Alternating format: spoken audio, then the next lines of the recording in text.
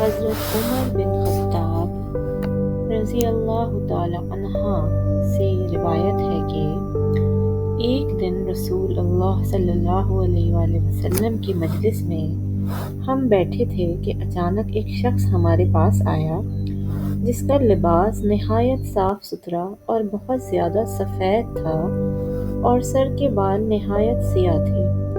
اس شخص پر نہ تو سفر کی کوئی علامت تھی اور نہ ہم میں سے کوئی اس کو پہچانتا تھا، یہاں تک کہ وہ نبی صلی اللہ علیہ وآلہ وسلم کے اتنے قریب آ کر بیٹھا کہ اپنے دونوں گھٹنے پیارے نبی صلی اللہ علیہ وآلہ وسلم کے گھٹنوں سے ملا دیے، اور پھر اس نے اپنے دونوں ہاتھ اپنی دونوں رانوں پر رکھ لیے۔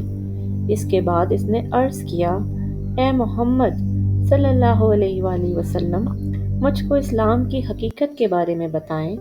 پیارے نبی نے فرمایا، اسلام یہ ہے کہ تم اس بات کی گواہی دو کہ اللہ کے سوا کوئی معبود نہیں اور بے شک محمد صلی اللہ علیہ وآلہ وسلم اللہ کے رسول ہیں، اور نماز قائم کرو اور زکوٰۃ ادا کرو اور رمضان کے روزے رکھو، اور اگر تم کو بیت اللہ تک پہنچنے کی طاقت ہو یعنی استطاعت رکھتے ہو تو حج کرو۔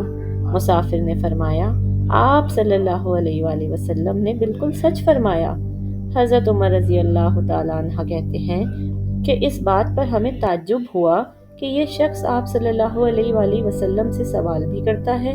پھر اس نے پوچھا، اے محمد صلی اللہ علیہ وآلہ وسلم، ایمان کی حقیقت کے بارے میں بتائیں۔ آپ صلی اللہ علیہ وآلہ وسلم نے فرمایا کہ تم اللہ پر ایمان لاؤ اور اس کے فرشتوں پر اور اس کی کتابوں پر اور اس کے رسولوں پر اور قیامت کے دن پر، اور اس بات کا یقین رکھو کہ برا بھلا جو کچھ پیش آتا ہے وہ سب تقدیر کے مطابق ہے۔ مسافر نے فرمایا، آپ صلی اللہ علیہ وآلہ وسلم نے سچ فرمایا۔ پھر اس شخص نے پوچھا کہ احسان کی حقیقت کے بارے میں بتائیں۔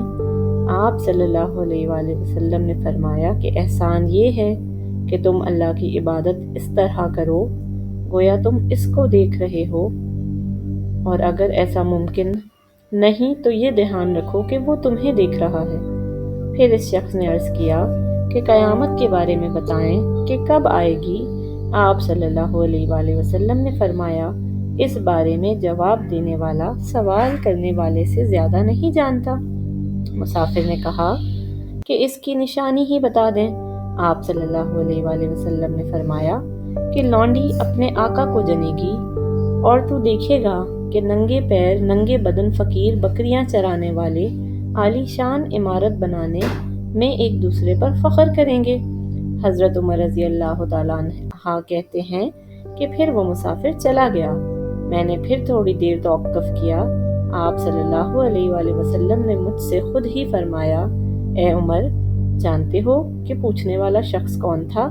میں نے عرض کیا کہ اللہ اور اس کے رسول ہی بہتر جانتے ہیں۔ آپ صلی اللہ علیہ وآلہ وسلم نے فرمایا کہ یہ جبرائیل تھے جو تم کو دین سکھانے کے لیے آئے تھے۔